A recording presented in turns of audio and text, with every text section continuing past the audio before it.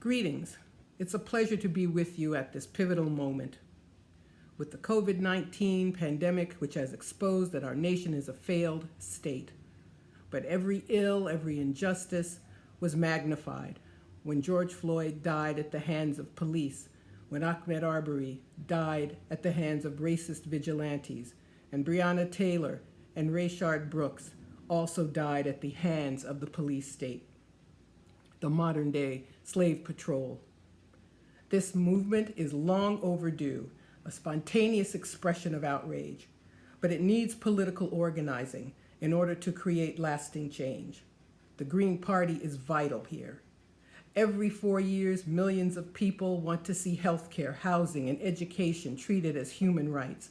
They want to cut the military budget and have peace around the world, and end up living in vain hope that the Democratic Party, the supposed left, will stop doing what it's been doing for decades. We have a duopoly composed of a far-right and a center-right party. The center-right party has lived off its reputation as the party of the welfare state and civil and human rights. We see their subterfuge with progressive candidates. In 2015, Bruce Dixon, my bar comrade and an active Green, wrote that Bernie Sanders was sheepdogging for Hillary Clinton in 2016. He was right about 2016 and even about 2020, which sadly he didn't live to see. We have a profit-driven healthcare system, which means millions don't get care at all, a lack of worker rights, a minimum wage that hasn't gone up for years. And the time has come for democratic, small d, democratic solutions. And we have to stop focusing on Trump. These issues didn't begin in January 2017. And he makes our work harder as we hear, well, if something's better than Trump, the argument is supposed to end. Yes, we condemn the racist rallies, the children in cages, the protesters being tear-gassed. But the Democrats try to fool the people by tearing up his speeches and wearing kente cloth, but giving him a space force, a military budget, and a paltry $1,200 to help people living through this crisis. The economy wasn't doing well before, with low-wage work and gig work and unemployment that didn't measure all of the unemployed. This is the result of decades of austerity, and Democrats want to go along with Republicans in upholding this system. There's endemic racism in healthcare.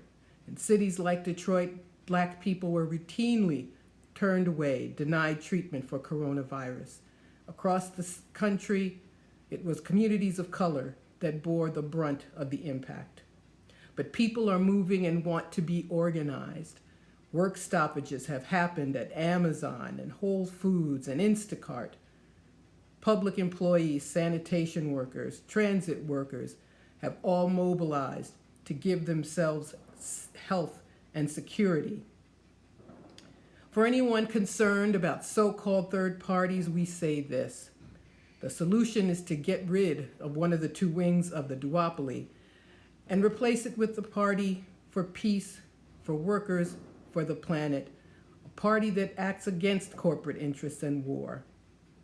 We know that the Democrats are refusing even minimal reforms, and they foisted Joe Biden, a right-winger who brags about his role in strengthening the mass incarceration state, who tells big funders that he will not change anything if he becomes president, that he'll keep the U.S. Embassy in Jerusalem, that he will keep the deadly sanctions that kill people in Iran and Venezuela and Zimbabwe and Cuba and so many other countries.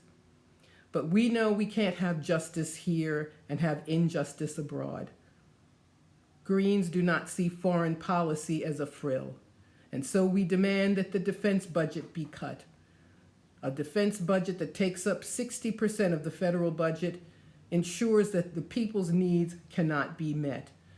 We want to get rid of the 1033 Defense Department program, which gives surplus equipment, military equipment, to local police departments.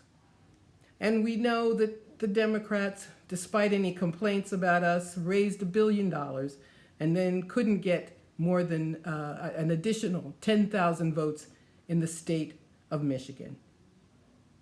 So we have to commit ourselves to step forward this year, to organize ourselves and to organize people who have no experience with the Green Party. And I challenge all of us, myself included, to make certain that we have an impact in our communities and that we introduce people to the Green Party platform.